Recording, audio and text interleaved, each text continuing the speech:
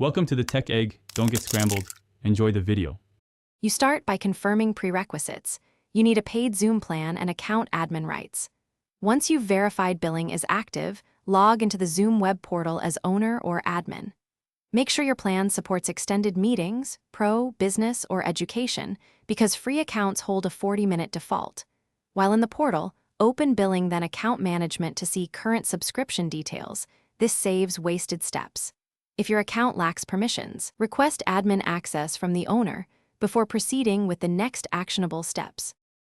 Now upgrade or adjust the subscription. From billing, select plans and upgrade to Pro or above, confirm payment method and complete the transaction. Once done, go to User Management and assign the paid license to the host you'll use. This is crucial because seats determine who can host unlimited meetings.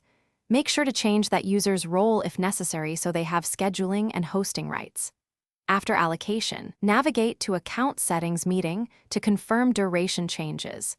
This ensures meetings no longer cut off at the free limit. Finally, schedule and verify.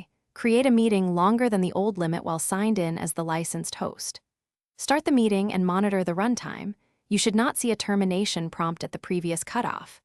If the meeting still ends, sign out and sign back in to refresh licensing, confirm the host account used to start the meeting matches the licensed user, and recheck billing for active status. This resolves most issues. If problems persist, contact Zoom support with your account ID and transaction details for help.